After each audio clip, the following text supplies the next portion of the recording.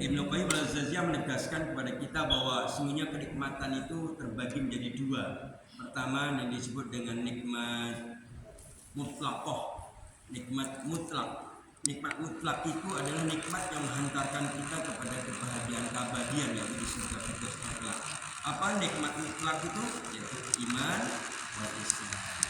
Sehingga hari ini kita hadir di sini adalah karena iman wal Islam. Jadi kita tidak sekedar melakukan perjalanan sekedarnya sebagaimana orang yang tidak memiliki prinsip, ya. Tetapi kita berjalan di sini prinsipnya kita itu ingin menjadi orang beriman kepada Allah. Sehingga apa? Kita bisa mengambil pelajaran di setiap tahapan-tahapan di perjalanan kita hari ini. Kemudian yang kedua adalah disebut dengan nikmat muqayyadah. Ya, yang pertama nikmat mutlaqah, yaitu nikmat yang menghantarkan kita kepada kebahagiaan keabadian di surga, yaitu nikmat iman wal Islam. Sedangkan nikmat muqayyadah itu nikmat yang bersifat nisbi. Nisbi itu adalah ya kadang tergantung kita. Misalnya harta itu nikmat muqayyadah. Dengan harta kita bisa menggapai surga, dengan harta kita bisa terjerumus ke dalam neraka. Ya. Dunia juga begitu, jabatan juga begitu, ya. Atau tahta begitu, bahkan wanita, ya. Wanita bagi pria, ya, itu bisa juga menghantarkannya ke surga dan tapi juga bisa menjerumuskan ke neraka. Itu disebut dengan nikmat muqayyadah. Nah, kita kembali kita bahas sedikit ini, kita hikmahi, kita maknai perjalanan kita sampai sekarang terkait dengan nikmat mutlaqah atau nikmat mutlak. Itu nikmat iman wal Islam. Sering saya sampaikan bahwa nikmat iman wal Islam ini adalah sayyid nikmat fil akhirah. Rajanya kenikmatan di akhirat. Pokoknya kita itu pulang menghadap Allah dalam membawa iman wal Islam insyaallah selamat. Gitu. Yang kedua adalah terkait dengan iman wal Islam ini bagi kita hari ini misalnya sampai hari ini kita sampai di sini ya. Betul? Nah, ketika kita sampai di sini agar kita itu bisa mempraktekkan, membuktikan keimanan kita kepada Allah, maka kita harus, kalau dalam bahasa Arab itu li'annakallah. Apa li'annakallah itu? Belajar bersandar kepada Allah gitu.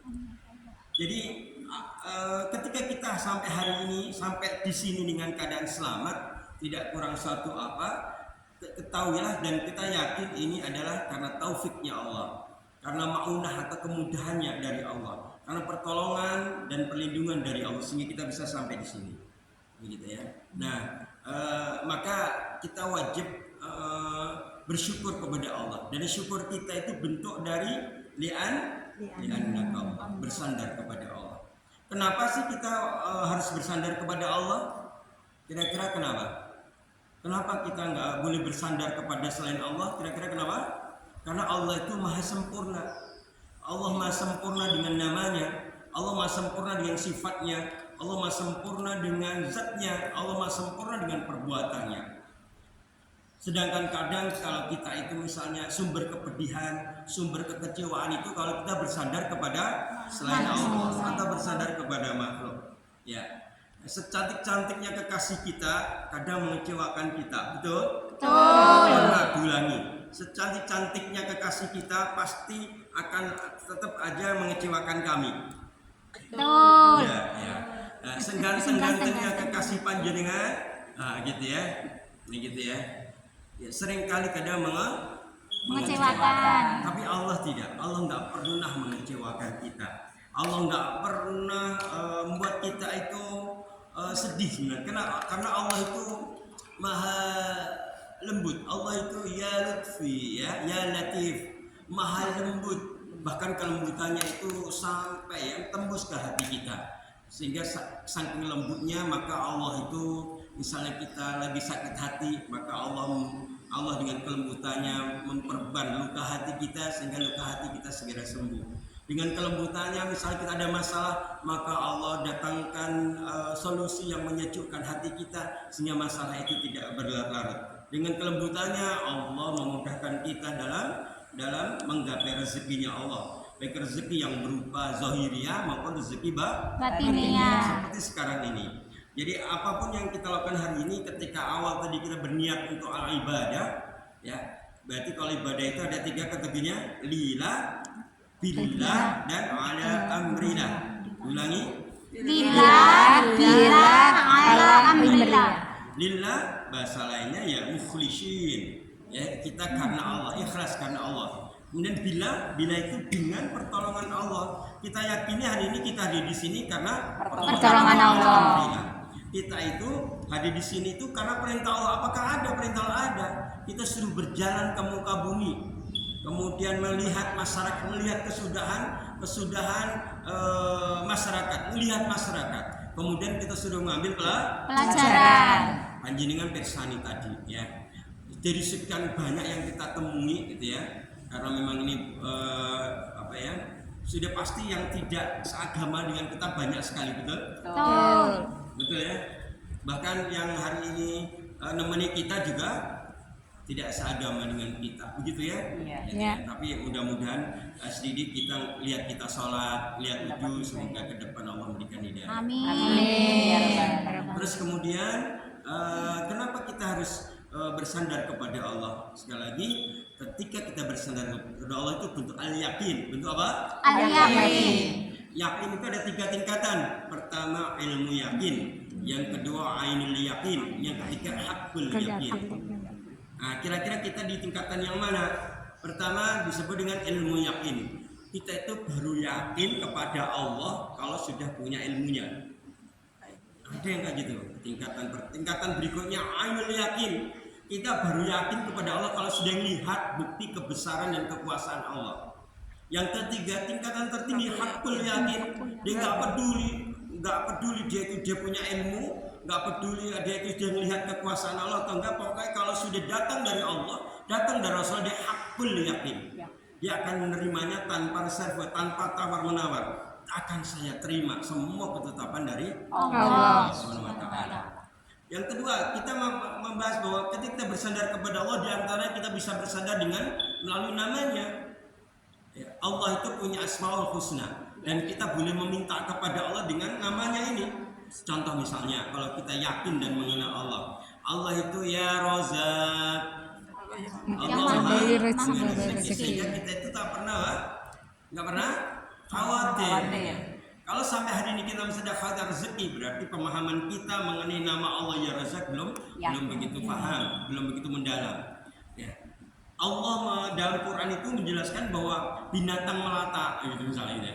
Itu aja dikasih rezeki. Cicak itu kasih rezeki. Oh enggak rezekinya. Cicak itu hanya apa? Nempel dia di dinding. Nah rezekinya itu apa? Terbang. Nah, itu ternyata bisa, gitu kan? Betul? Nah, gitu ya. Jadi rezeki. Yang kedua, Allah itu punya nama Ya Hasib. Apa itu? Allah maha cepat perhitungannya, maha cepat hisabnya. Maka kalau panjenengan tiba-tiba ada yang rasani, ada yang zalimi di belakang jenengan, nggak usah khawatir, nggak perlu tahu, nggak perlu nyari tahu ini siapa dan kenapa. Allah itu ya hasib. Allah maha cepat perhitungannya, cepat hisabnya, nanti dihisab sama Allah. Kalau misalnya memang kita itu tidak sesuai dengan apa yang dipersangkakan, maka dosa kita diambil, diberikan kepadanya dan kita dapat pahala yang banyak. Ya, asal kita nggak usah nyari tahu siapa sih yang ini, kenapa sih yang saya dikatain begitu dan seterusnya. Nggak perlu. Allah ya hasib, gitu ya. Kemudian Allah ya fattah, gitu ya. Allah itu maha membuka hati kita, membuka kemudahan dalam kehidupan kita. Kalau kita yakin, gitu ya. Yang penting yakin kepada Allah. Kenapa kok kita harus yakin? Kenapa kira-kira?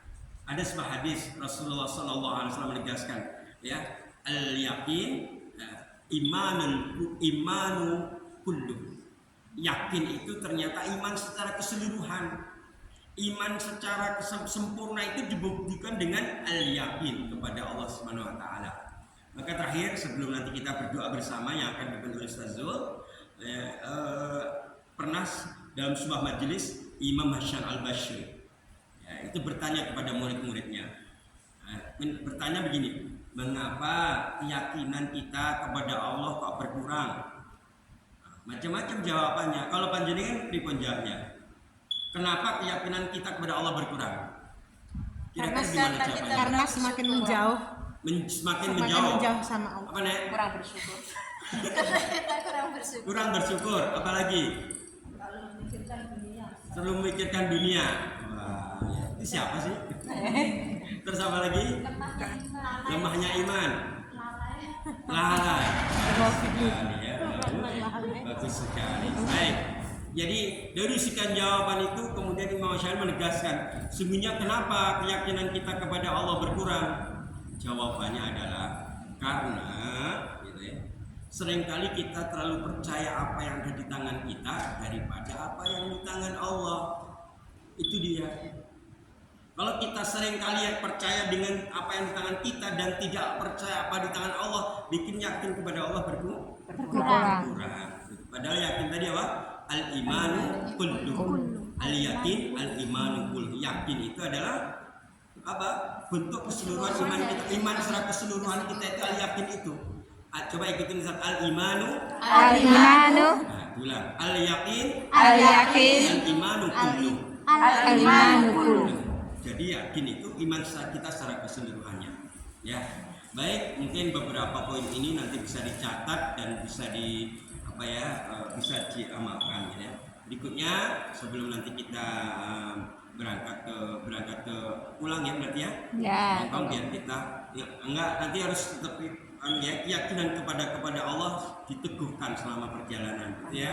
Sampai nanti semoga Allah memberikan keselamatan dan perlindungan kepada kita, penjaga kita hingga bisa masuk keluar Cina dengan selamat, masuk Hong Kong dengan selamat, hingga kita di tempatnya masing-masing dalam kondisi selamat. Amin. Demikian wallahu taala alam. Ustaz akhiri dan langsung nanti di doa ya dipimpin oleh Ustaz.